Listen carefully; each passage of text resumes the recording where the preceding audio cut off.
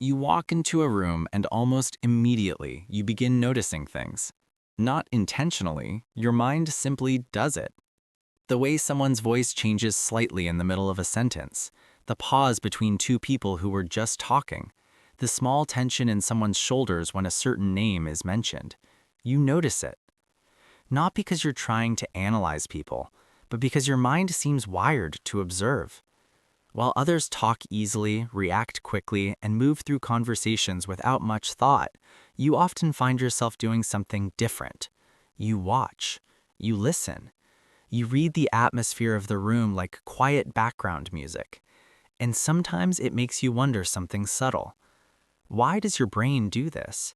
Why do some people naturally observe everything, while others barely notice anything at all? To understand this pattern, we have to look at how the brain learns to protect itself. Because the habit of observing everything is rarely random. It's usually something the mind learned a long time ago, often before you were even aware of it. Imagine a child sitting quietly in a room full of adults. The adults are talking. Their voices are calm on the surface, but something underneath feels tense.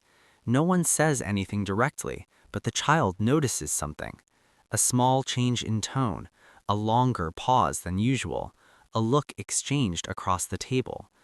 The child may not understand the situation logically, but the nervous system feels it.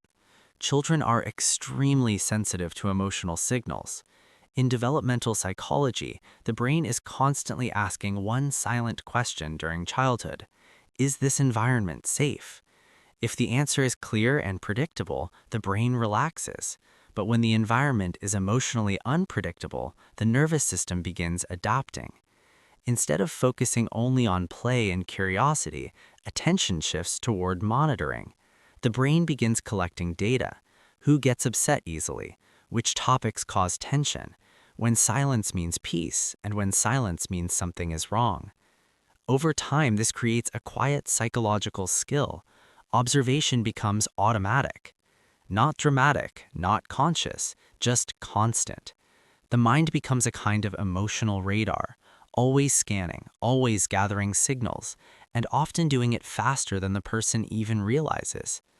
From the outside, this can look like intelligence or emotional awareness, and in many ways it is. People who observe everything tend to understand social dynamics quickly. They can sense when someone is uncomfortable. They notice patterns in behavior.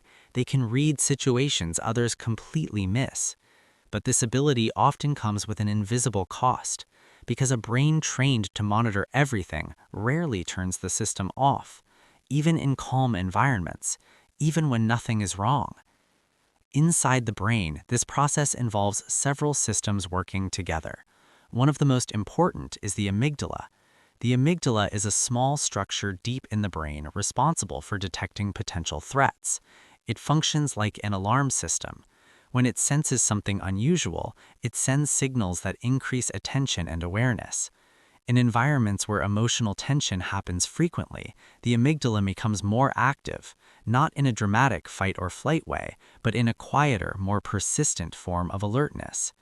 Instead of reacting to obvious danger, the brain begins reacting to subtle signals: tone of voice, body language, changes in facial expression, small shifts in energy during conversation. Over time, the nervous system becomes extremely good at detecting these microsignals. Think of it like installing a highly sensitive microphone in a quiet room. While most people only hear loud sounds, this system picks up whispers. And once the brain learns this level of sensitivity, it tends to keep using it. Another brain region also becomes involved in this process: the prefrontal cortex. This area is responsible for prediction and pattern recognition.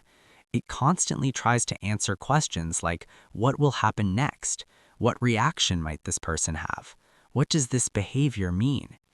When someone spends years observing people closely, the prefrontal cortex becomes skilled at building mental models of others. You begin anticipating reactions, predicting conflicts, understanding motives before they're openly expressed.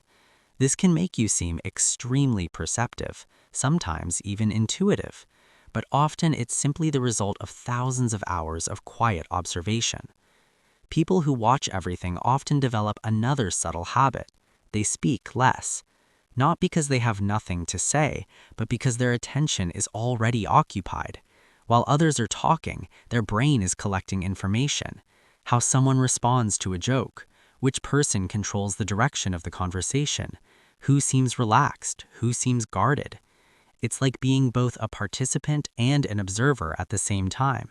And while this perspective can be powerful, it can also create distance, because observing constantly sometimes makes it harder to simply exist in the moment. The mind stays slightly outside the experience, watching, analyzing, understanding, but not always relaxing into it. And this leads to an important realization. The habit of observing everything is not only about intelligence, it is often about safety. When the brain believes awareness increases safety, it prioritizes awareness. Observation becomes a protective strategy. If you can see the signals early, you can adjust your behavior, avoid conflict, prevent misunderstandings, stay emotionally prepared. In psychology, this pattern is closely related to a state known as hypervigilance. Hypervigilance doesn't always mean fear. Sometimes it appears as quiet attentiveness, the ability to sense subtle changes in an environment. The mind becomes very good at noticing, but not always very good at resting, because the monitoring system rarely powers down completely, even in situations where no threat exists. And this is where the experience becomes complicated, because the same ability that allows you to understand people deeply can also make your mind feel constantly active, always reading, always interpreting, always thinking. But there is another side to this story. Observation itself is not a flaw. In fact, it can be one of the most powerful forms of awareness a person can develop. Many thoughtful, insightful people share this trait. Writers, psychologists, philosophers, artists, people whose minds naturally pause to look beneath the surface. The challenge is not learning to observe less. The real shift is learning that you don't have to manage everything you observe. You can notice tension without owning it. You can see patterns without solving them. You can understand people without absorbing their emotions.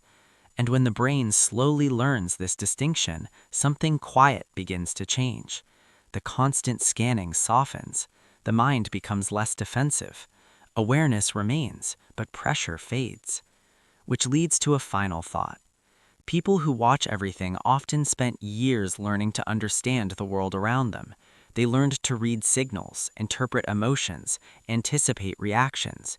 But one skill sometimes arrives later, learning to turn some of that awareness inward, to observe their own thoughts, their own needs, their own emotional landscape. And when that balance appears, awareness of others alongside awareness of yourself, the mind finally reaches something it has been searching for all along. Not control, not prediction, but quiet understanding. And in that moment, observation stops feeling like a burden. It becomes a form of clarity.